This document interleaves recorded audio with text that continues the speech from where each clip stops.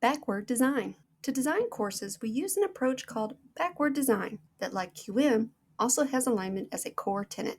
Instructors typically approach course design in a forward design manner, meaning they consider the learning activities, how to teach the content, develop assessments around their learning activities, etc., then attempt to draw connections to the learning goals of the course. Backward design flips the script on the traditional lesson planning. Instead of starting with content, it focuses on the end goal, what students should know and be able to do by the end. This learner-centered approach ensures activities and assessments directly target those goals. Backward design offers several benefits. Focused learning. Content directly supports the desired outcomes, avoiding tangents and wasted time. Clear objectives. Students understand what's expected of them, promoting self-directed learning. And effective assessment.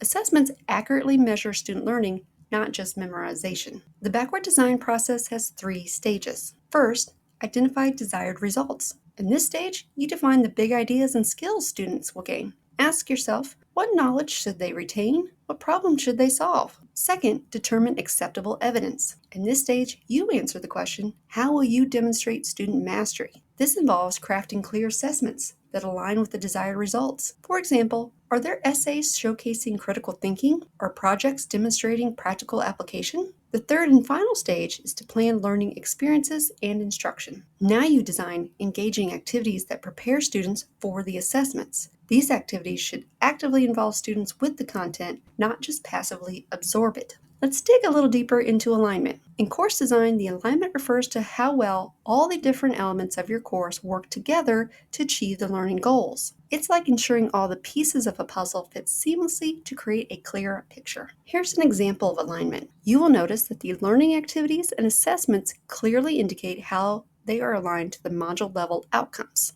If we had more than one course level outcome, the module level outcomes would show alignment as well. Here it's assumed that they are all aligned to CLO 1. Alignment doesn't have to be one-to-one. In our example, reading the textbook aligns to all the module outcomes. Every item must be aligned. If you have any that are not, they either need to be changed so that the alignment is possible or removed from the course. Creating learning outcomes. Course level outcomes precisely and clearly describe what learners will know and be able to do if they successfully complete the course. These form the big picture. When courses are approved at West Liberty University, they typically have course level outcomes. These outcomes are the ones you should use for your course. Sometimes they are not written very well. You can modify them to make them more measurable. However, you shouldn't change their intent. You will create all of the module level outcomes for your course. Module level outcomes dive deeper than course level outcomes to define specific, achievable learning goals for smaller subunits within a course, the modules. They act like stepping stones, guiding students through the progressive stages of understanding a broader concept addressed in the course level outcomes. Both course level and module level objectives need to be measurable.